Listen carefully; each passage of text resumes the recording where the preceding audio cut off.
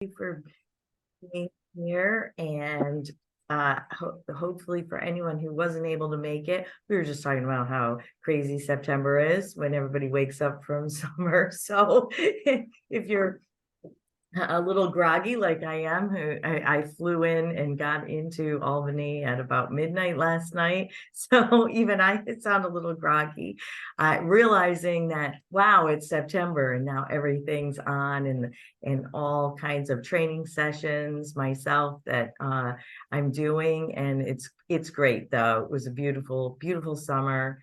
And it fits the theme actually of social well-being. I did just go away for 4 days to Nashville and realized that at the beginning, or right before, I almost didn't go because I thought I have too much to prepare for September. And I will say that the fact that it was a social trip, my head feels pretty clear and I feel good and I feel energized. So it truly fits the theme. I think sometimes we can put our social well-being in a nice to have category. And today I want to get you thinking about it as being not necessarily a nice to have, but part of your overall well-being. So happy to talk about it today. Just as a recap, well-being is the experience of health, happiness, and prosperity. It includes having good mental health, high life satisfaction, a sense of meaning or purpose, and the ability to manage stress. So if you look at that simple couple of sentences, overall, good mental health, high life satisfaction, ability to manage stress, meaning and purpose. There's a lot in there to work with if we're not feeling like we have well-being. These are the places that you can kind of dial it back and diagnose where you might add and where you might be lacking. You want to be well. Well-being at work, there is social well-being at work, but there is also this opportunity that you are at work right now learning about well-being. So it sort of has a double meaning. There's well-being at work, but this isn't all about just work. It's about your well-being overall. And this is your workplace, your association, connection in the industry, helping to provide that. So the elements that we've discussed so far this year, we've talked emotional, physical, workplace. And now we're going to talk about social, and in upcoming community financial. Today, the social. And these are your basic categories, your 6 areas of well-being. I feel like they unlock a code. If you have that key, again, it simplifies it so that you can determine what's best for you if you're not feeling well. If you're struggling, it might be because something's lacking. It probably is, actually. And just some notes on where we've been. We have talked about burnout. This is the Burnout Series 2.0, addressing burnout. If you're feeling that way, like kind of robotic, numbed emotions, going through the motions, that's not uncommon, and it doesn't need to be alarming. And we don't necessarily need to take drastic measures. There are ways to pull back, and these elements and knowing them is a way to figure it out. A growth mindset always helps well-being. It's been in a lot of what we've talked about, as opposed to a fixed mindset. If you're always growing and learning or open to newness, rather than saying this is just how it is, this is just how I am, then that rigidity versus the flexibility is also good for well-being. Patience and trust has come up a lot. Those are mindful qualities. And having a positive attitude. And I do want to say and stress, having a positive attitude is not saying, oh, I'm going through hardship, but yeah, everything's rosy. Or, oh, it's such a good thing I am, because we don't need to be toxic positivity. That is a term for when we don't allow ourselves to feel our feelings. Maybe we don't allow ourselves some time to actually hurt, have self-compassion, say, this is a difficult time I'm going through.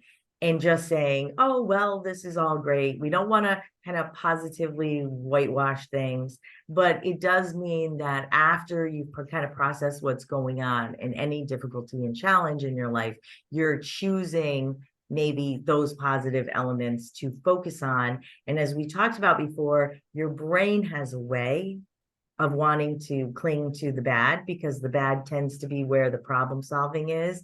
And that's just how our brain works for us. It has that negativity bias. So it's going to zero in on the problem solving piece that the brain can do for you. It is our problem solver. And it many ways is that, you know, when we can steer it to the good in our life, we can actually feel like we have more well-being through a lot of difficulties. So the good news is just about everybody wants well-being, right? We want this feeling. We want this happy, healthy, socially connected, and purposeful feeling of well-being. And unfortunately, it's hard. It's in decline. The data shows, I have some data here from Gallup polls. My data is from Gallup polls. But basically, we do see overall it's in decline, and sometimes increasing without knowing how to do it is a challenge. So I'm going to give simplicity is good. And especially in coaching, I feel like always pulling it to simplicity, not minimizing, but making it clear. It's about clarity and how the steps you can take, how you can move forward. So to begin, social well-being, and I have a lot, there's a lot on this slide, admittedly, but I want these slides to be useful for you when you go back and look at them. I want this to be almost self-explanatory if someone wasn't here or they didn't have time to take a listen to this webinar recording. Social well-being is you have meaningful friendships in your life. And that may sound very, very obvious, but I think if we think about it a couple layers deep, we know that sometimes we can get into situations where we're very busy, maybe in a work situation where you don't have a lot of friends and colleagues, maybe it's taking all your energy. There might be social isolation. And let's face it, we had social isolation to a certain degree in our society with COVID. And it may have changed some of your social relationships. So now's a good time to reflect. It's important. It's not an afterthought. It's really important to how you feel overall as a human being. 1 in 4 people strongly agree that their friends and family give them positive energy every day.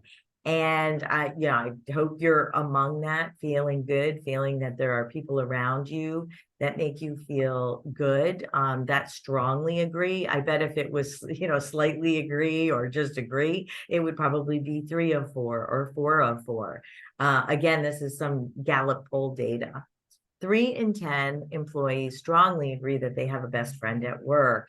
And that's such a blessing because we spend a lot of time at work. And contrary to what was maybe traditionally thought, that this sort of old school, if you will, thinking that maybe it's not good to have those friendships in the workplace, maybe it's inefficient and slows people down, it actually increases speed and efficiency. Those friendships, that social connections, extremely important to how people feel, how people show up, and even helping each other. His friends go out of their way for other friends. So we do spend a lot of time at work. So I hope that some of this struck a chord, and I hope you have the privilege and honor, as I had before I was an entrepreneur, to work with great people that were great friends. Your social well-being, this, having meaningful friendships in life and work. Again, not an afterthought. Don't want you to think of it as an afterthought, a nice to have. It is a necessary piece. So how do I show up? How do I show the people who are most important to me that I care about them? These are just some prompts. These are some things that you might ponder, and you might even put in the chat some answers to these questions if you're willing to share. I know we have kind of a light crowd today, but how do I show the people who are most important to me that I care about them? How can I spend more time with a friend or colleague today? And who would enjoy hearing from me? So, as simple as these sentences seem, it makes us think about what we would actually do, how we would actually put that in action. I love even the last question of who would enjoy hearing from me is a great one too, because it makes you think. Our brains tend to think in I'm busy, I'm busy, I'm busy. But if we are to balance and weave into that busyness, you know, who do I need to reach out with? I'm sure that actually resonates with some of you. It's like, who haven't I talked to in a while? Who might I call on my way to work, or anything like that? Who do I want to plan time to get together with? More social well-being is, and now think about this too, especially is as managers or supervisors too. If you're thinking about your team, and even if you're just a member of a team, it's still a good process to think about, do we spend enough time together as a team? That doesn't necessarily need to be a yes or no question. Anything like this, if you want to use it as a tool, you can 1 to 10 it. There's nothing like a good 1 to 10 to give you an indicator of where you are at and how much effort you should put into something. If 1 is really low and you feel like you haven't had time to do that at all this year, and now it's September, or if you feel like you're a 7 or an 8, you're doing really great. A 10, superb. You know that you are tight-knit group, and maybe it's already into the system. As a manager, it's always nice to think too, who needs my support and attention today? A lot of managers are very busy and buried in their own work, and it's very difficult. We may even give people nonverbal signs that we're unapproachable because we might be busy. Our body language might be very heads down. Even our emails might start coming across very, very abrupt because we're trying to use an economy of words. Funny thing, my husband does a lot of customer service in the company that he runs. So I found, as a former communication person, a perfect example of where I was always saying, what? And he was using like as few words as possible. And I was always a little bit late to whatever thought he was saying. And I would say, what? Because I was actually just trying to catch up with the thought that he just shared or understand what he just said. And I realized it's like he just talks so much at work that he was using as few words as possible. So we can do that. We can get very busy and start to be very efficient, and maybe sometimes too efficient, right? Then we lose other things. We might lose on the sociability, the connection, someone feeling like they have our attention or that it's okay to get our attention. How do we celebrate each other's personal and professional successes? Always nice to think about that connection. The celebration is very important for social well-being in the workplace, obviously, in addition to your home life. And how do we support each other's well-being? This might be something, feel free to share it with others who weren't here. Share it with others in your family, even share it with others so they can bring it to their workplace themselves. This is important. How do we support that? Social well-being is not an afterthought. More taking action. Some best practices are creating opportunities for people to learn about one another in their work and lives. So those social connections where you're just talking about each other's lives are very important, maybe more important than ever, because through the pandemic, through any healthcare crises, everyone's been working so hard that we may have dropped this. And I want you all to think about Is there social well-being in the workplace or in your life that has gone by the wayside because you were busy, tired, socially isolated, any of those elements? Do we, and maybe to even, I'm going to say for the next one, getting to know others' interests and hobbies. Sometimes we haven't been asking enough questions. I know that sometimes I'm actually talking with individual clients who've gone through a difficult time in their life. Maybe they've experienced loss, a transition. It's been an extremely hard road. After a while down the road, I know that when I went through that in my life before being a coach, there were opportunities for me to start checking in on other people. And I was very much used to being the one checked in on. So I might not have been asking enough questions in my social life. I spent too much time just trying to survive the hardship. And then I forgot to start asking other people about themselves. And so we can get very bogged down and very depleted and then not reach out. So that's always a good reminder. Sharing individual goals so team members can provide support and encouragement. So where applicable, sharing, cheering, supporting each other. It can be very, or accountability, it can be very supportive and helpful. Scheduling time for social events and activities. Interesting, recently I've been working on a lighter life retreat, some retreat plans for work teams so that they can reconnect with each other and themselves. In fact, what I've seen in the last few years is it really is time for us for social well-being. It's time for us in our work lives to reignite that light, reignite the flame, reignite the spark that we have with each other and reconnect with ourselves, reconnect with others, and reconnect with work. Literally reconnect with that meaning and purpose that we mentioned earlier was also a part of well-being. And so those social events and activities might also include, what is the work that's meaningful for you? So if you've been very beleaguered, let's say in the workplace and tired and you feel burnt out, one burnout recovery item would be to reconnect with why is it you do what you do? And that's everything from making a livelihood, making a living for yourself and your family, to the rewards of helping others. So reconnecting with that purpose and meaning is a good way to get grounded and centered.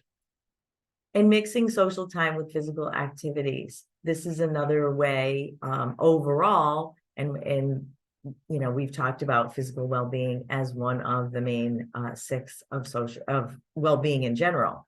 So these types of things are not, again, an afterthought. Make sure it's not an afterthought. It's not a nice to have. It really is a must have. This slide is tiny. It's actually just so that you could print this one slide if you wanted some of the questions and not all of the graphics, so that this slide could be the worksheet for you to make some notes, journal it. Who are your top 5, top 10 people in your life for those meaningful friendships, and thinking about maybe who is the positive person that brings you a lot of fun. Who do you have a good friend at work? And I just put a little asterisk on that one because I don't want anyone to judge themselves in the moment. Don't judge yourself too critically if you don't. This is really just a prompt to get you thinking. It's not so that you judge yourself. Just use it as a guide to think about sociability at work. And then some of the other questions I hope you find very useful. So to conclude, and we certainly have, this one's a little bit shorter, maybe a little bit more self-explanatory, but we do have time for some questions or some time for you to give it some thought even after the webinar by printing that one page and then doing a little writing about it. But as human beings, we're social. Even the most introverted person needs social contact and needs the most introverted person does need to recharge in solitude. That's kind of an overgeneralization, but to simplify it, but we still need sociability because we're human beings. So we're wired to connect. We're wired for connection. And so, of course, as extroverts, if anyone can relate to that, we know we're getting energy from other people. And I know that that is true for me as well. Your presence is a present. And so being able to make sure that you put social into your calendar these days as a coach, I really do think of it as an overall picture. And I think of it as all energy expenditures, but I think about it as all also ways that give me back energy. So if you think about it that way, everything takes time, and things that are social on your calendar take time and planning or showing up. And I look at it as my whole life now. I look at the calendar in the big picture sense of it as is that energy exchange with activities that I do and the people I'm around. And it is beneficial for your well-being. So do feel like you can make it more intentional than maybe it's been the last few years, because your well-being matters. And then, just to end where we've ended for, I think, the other sessions too, is taking care of your well-being is quite possibly the best gift you can give yourself, others, in the world, because then you show up in a way that is the best self. So with that, thank you for being here today. It is recorded. I'm going to send right after this webinar, I'm going to send the slides to Kelly for distribution. And I open it up. We have a chance for either something in the chat. We have a chance for you to unmute and ask any questions, share any examples. And I will send an email after the event that'll include the link to the survey that's in the chat box. And then I can also include the information from Kim as well. As Kim mentioned, it is being recorded and it'll be placed on the Health Workforce Collaborative for folks to view if you want to view it again. Access previous sessions from Kim as well. They are all available.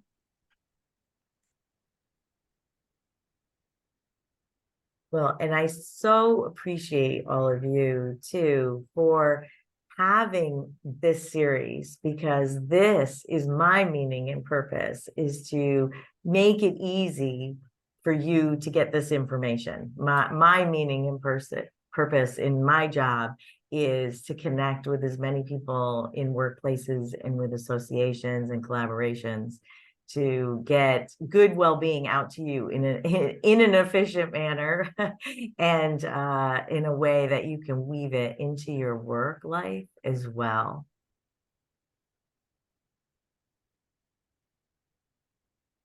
Well, thank you, Kelly, and thank you, everyone. I don't